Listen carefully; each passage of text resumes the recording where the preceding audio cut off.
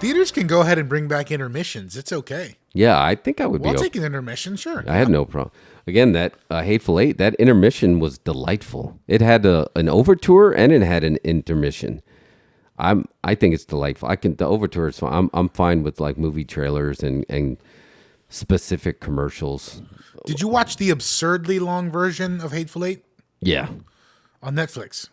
Oh no, I did not There's watch an that. even longer version. There is? Yeah. That they turned into a series, right? It's like 4 hours or something. Oh no, I did not watch that. Dang. Did they add, so I'm assuming there was a ton of added footage in there? Yeah, it's like 4 episodes, and I think they're all like 45 minutes. Oh, wow. I might have to add that in there. Add that into the queue. Because you liked it, right? I did. It's probably my least favorite Quentin Tarantino movie. Yeah. Amazingly, my favorite Quentin Tarantino movie is not even a Quentin Tarantino movie. Is True Romance, I think. Is the best Quentin Tarantino movie. Yeah, because that doesn't go towards his tally, his 10, right? It doesn't go towards his tally, but I think that when you look at that movie and the characters and everything or whatever, just the whole movie in general, after like a lot of stuff came up after Pulp Fiction that was imitating it. They were actually imitating True Romance. Oh yeah, you're right.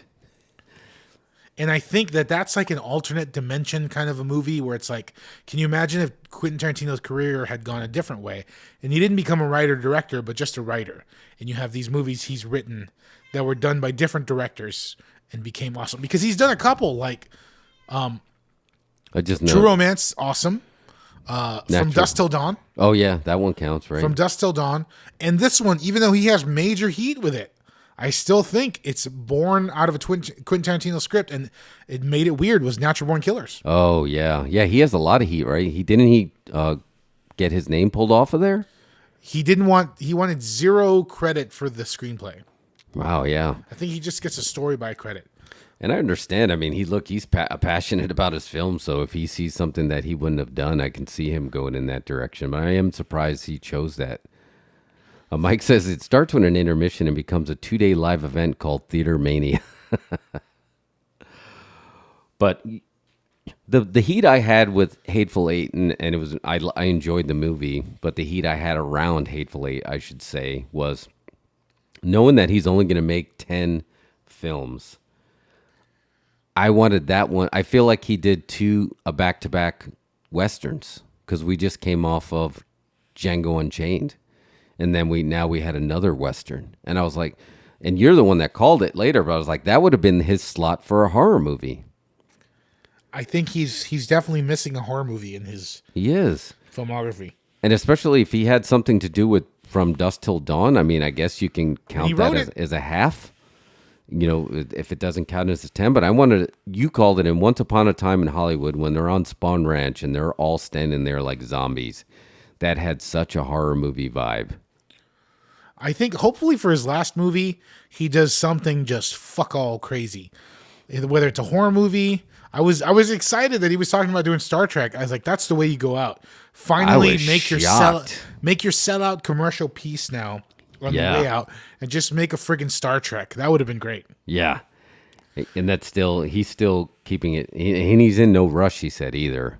Like, he lives in Israel now. He's like writing books. Yeah, he's writing books. And now he's doing the podcast. He wants to do a play. Give him Ninja Turtles, yeah. Can you imagine a Tarantino Ninja? Whatever his final film is going to be just huge booking. Oh, yeah. That's why he did. But he's got time to do stuff. Well, we got a poster for him. He can work off that poster. Mike, you missed it. You have to go back. We did the Rojo Mojo AI posters, but the Ninja Turtle ones. Just Quentin Tarantino presents Ninja Turtles, and that's the poster. So I feel like that would be great. I would love to see him do a Star Trek because I think he would honor it. And he could just be a standalone, not part of any mythology, just like a splinter off there. And I think it would have been great. And everybody was on board. But I don't know. But is that the way to go for your last film in the filmography? I think that from the way I've heard him speak, he kind of feels like Once Upon a Time in Hollywood is his last movie. Yeah. And whatever he does next is going to be it's going to be a blow-off. Not a blow-off. Once Upon a Time in Hollywood was the blow-off. Was his end game. Whatever he does next is just sort of like an epilogue. So I That's a hope good it's way to put it. something. I think he should do. He should do. We're booking the territories here. Yep. Quentin Tarantino's last movie. He should do like his most commercial thing he could possibly think of. Do Scoob. Scoob. Do the Pick Scooby Doo Scoob movie. off of it. Do book one of those franchise movies as his last movie, Oh man. and just have complete control. And you like, can you imagine? And it would be the ultimate signature. Oh man, that would be something else. So there's no chance of, and this is probably with his 10 movies, this wouldn't be considered a commercial piece, but in a way it would. Kill Bill Volume 3, that's dead, right? There's no chance of that, even though it's right there in the story. I don't think it's dead. I think he still talks about doing it, but I feel As like a 10th, or could that be a series, and would that not count?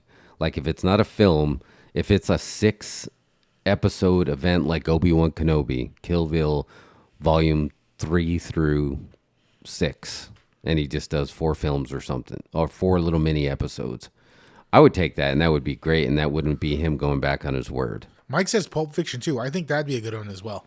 Or he could do like Reservoir Dogs with a whole new cast. Oh yeah, that could be interesting. But I think too. it's got to be something just weird, something just a long shot, whether it be a big commercial piece or just a sequel to one of his original movies. Like he always talks about making sequels to everything. What if he finally made that sequel, The Vega Brothers? Oh yeah, the Vega Brothers. What if he did Vega Brothers with old John Travolta and old Michael Madsen? That would be something else.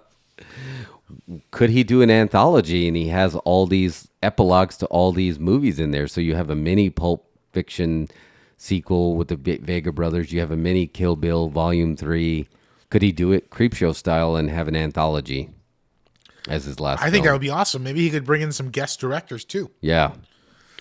Oh, yeah, because 4 Rooms doesn't count towards his tally either, right? Do Grindhouse 2. Oh, man. How about Grindhouse 2, which bombed historically, his biggest failure, and just do a back-to-back double feature of sequels, but not like the sequel, but like the part 4 of a series. Leonard Part 6. So you do like Pulp Fiction 4, Reservoir Dogs I think that's great. 3. Because if you're going to want someone to pass them and to fill in the gaps in there, Copperhead's He could finally Daughter do the Needs Django Revenge. and Zorro. You heard about that? He was going to do Django and Zorro for a while. No. Do a historical crossover. It was going to be the sequel. Would be Django and Zorro. Oh my God! See, it sucks. It's just because he's one of the few directors that he says all these other directors turn to crap, but I feel like his stuff he's getting better with age. He knows how to book himself for sure. Yeah, he's keeping it safe. Because you got to think he's had one of the greatest runs of any director in history. Yeah. Even Scorsese had bombs and stuff that got critically slammed. Tarantino's been pretty much like batting 1,000. Yeah. Yeah, because, he had the Grindhouse one. It was a little bit experimental, and that was only like a half of a movie within the movie. Yeah, I blame the marketing department. I don't know why that didn't work. I loved it. I don't know why. Number one, they released it at Christmas. Oh, yeah, that was a Christmas They release. released Grindhouse, a double rated R double feature on Christmas. And it was a huge concept to try to explain to people that this was 2 movies. Remember when you went to go see Grindhouse and there was a piece of paper in the window that said Grindhouse is actually 2 full-length films? Yes, I do remember that. I think it could have got by if they'd have left them as an hour each, but, whatever. But it was just a huge concept that they didn't really explain well. Yeah. It was going to take a lot of explaining, and they should have marketed to where going in, folks would have known that they're seeing 2 movies. Was it the Little Caesar effect when people are like, that's just too much food. I don't want pizza, just pizza. And they didn't have an intermission. Put in an intermission for folks to go get more snacks. Why didn't they have an intermission Folks with that? got to run to their car, get a smoke break going, run to the liquor store, and sneak stuff in their pockets. Yeah. Yeah, that would have been great. I would have. But I had no heat with it. I was there, smiling the whole time from ear to ear for the whole thing because it felt that one was his first foray into making it an experience. Mike's got a few suggestions. Lars von Trier Marvel movie, not another teen movie too. Oh, I got one. All right, I got one. Here's my pitch. Remember when he played one of the Elvis impersonators on Golden Girls? I want to see that Elvis impersonator's backstory, and then he can finally direct himself. I just want to see the backstory. I want to see him not making it in Hollywood, and then what happened to that character. Or like, yeah, that's a good one. Yeah. How about deleted scenes from his screenplays? Oh. Did you know, like did you ever read the Kill Bill screenplay? No, I did not read that one out. Dude, it's a great read. Like the screenplay where it's just the whole thing, and there's like several scenes missing. But in the original screenplay, Go-Go has a twin sister, and she has a twin sister who tracks Uma Thurman down in L.A. to get revenge, and he actually tracks her all the way back.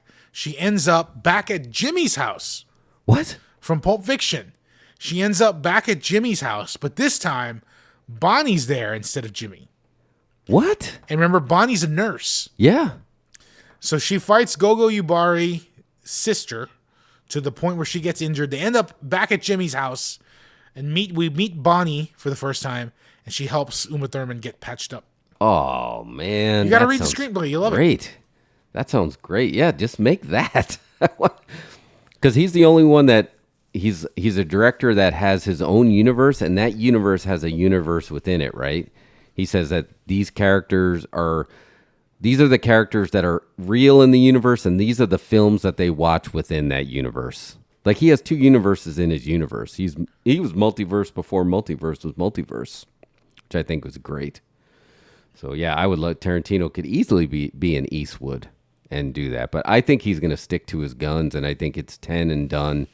We'll get a play, which I think a play will be great because he's talking about writing a play for stage. I think that'll work really well. I think we will get streaming Tarantino. We've got author Tarantino in his book. We both read the Once Upon a Time in Hollywood novel, and that was good. A series like a cable series, I think he would kill at. Yeah, I think that'll Give him work. a cable series. He doesn't have to edit anything out. Yeah. And he already writes stuff very episodic, so why not just do that?